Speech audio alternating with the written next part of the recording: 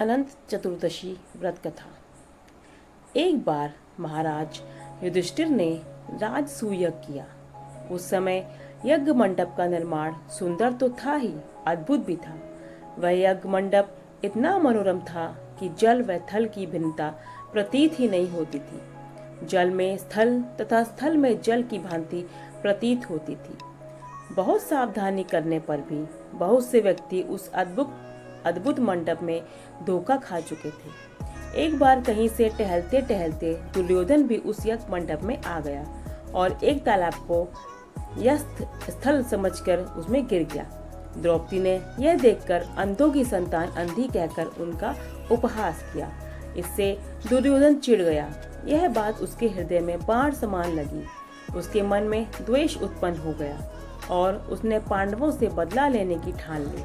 उसके मस्तिष्क में उस अपमान का बदला लेने के लिए विचार उपजने लगे। उसने बदला लेने के लिए पांडवों को द्रुत क्रीड़ा में हराकर उस अपमान का बदला लेने की सोची। उसने पांडवों को जुए में पराजित कर दिया।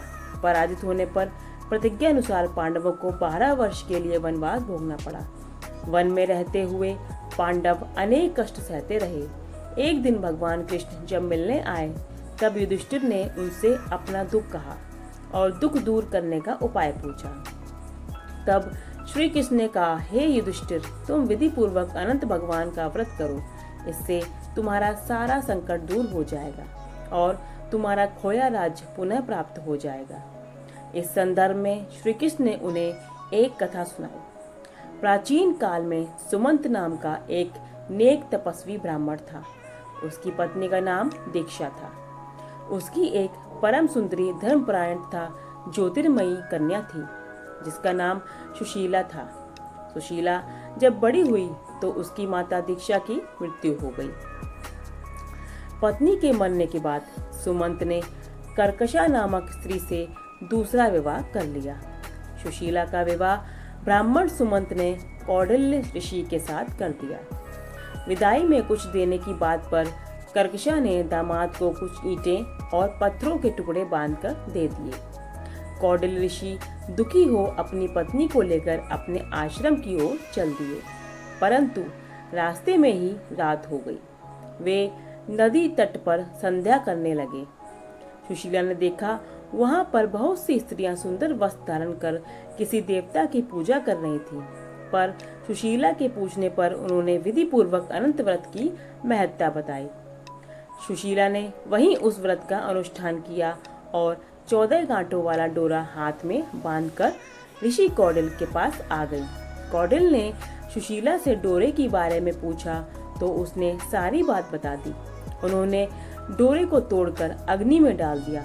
इससे भगवान अनंत जी का अपमान हुआ। परिणामतः ऋषि कौंडिल्य दुखी रहने लगे। उनकी सारी संपत्ति नष्ट हो गई। इस दरिद्रता का उन्होंने अपनी पत्नी से कारण पूछा तो सुशीला ने अनंत भगवान का डोरा जलाने की बात कही। पश्चाताप करते हुए ऋषि कौंडिल्य अनंत डोरे की प्राप्ति के लिए वन में चले गए। वन में कई दिनों तक भटकते भटकते निराश होकर एक दिन भूमि पर गिर पड़े। तब अनंत भगवान प्रकट होकर बोले कि हे कौंडिल्य, तुमने मेरा तिरस्कार किया था, उसी से तुम्हें इतना कष्ट भोगना पड़ा।